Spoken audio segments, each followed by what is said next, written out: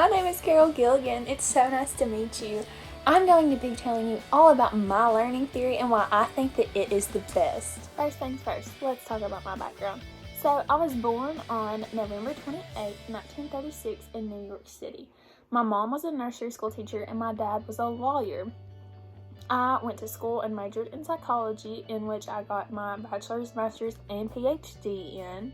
And then I started my career in 1965 at the University of Chicago. From then, I jumped from schools. I went to Harvard, and then I went to Cambridge. I went back to Harvard, and then I eventually ended up at New York University as a full professor. I am known for my moral development theory that built off of Kohlberg's. Kohlberg did majority of his research based on young men and how they were justice-based, and I thought that there was another aspect to that with women.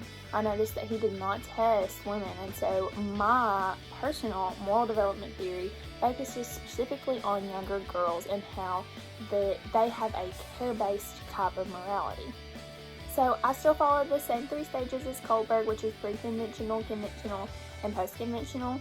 But in these stages, we are going to focus on how they are care-based. Starting off with our pre-conventional stage, this is also known as the selfish stage, and this is when someone does something based on their own needs. So in a situation, they are going to react based on what is going to be best for them. In this stage, a person still makes connections with others, but they are still making those decisions based on what they need and what they want. You move up to the conventional stage, which is when you flip to the opposite end of the spectrum and you start to do what is going to be best for everyone else around you and not you. This is primarily found in the roles of moms and wives, because as a mom and as a wife, you are caring for your significant other and you're caring for your children and you want what is best for them. And oftentimes this can lead to ignorance towards yourself, because you don't care for yourself, you are caring for all of these other people. In the last stage, we have post-conventional, and that is where you have a good balance of both the pre-conventional and conventional stage. You learn how to balance your care for self and care for others. So in a situation, you're not only going to do what's best for others, but you're going to do what's best for yourself as well. So now you might be asking the question, okay, well, like, here's this theory, how do I apply it into my classroom? So to apply this into your classroom, this would be more of why your kids do what they do. This is the justification behind their thinking. This is why they think the way that they think.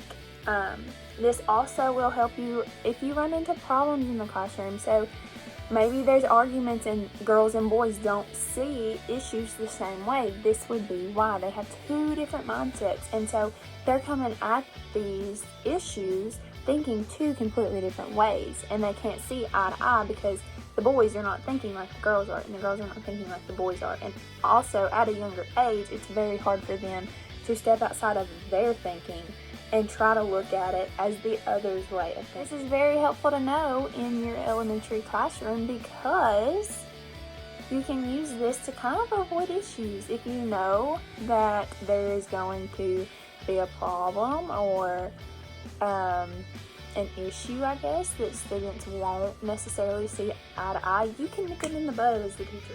Okay guys, so that was my theory, my moral development theory that was built off of Kohlberg's.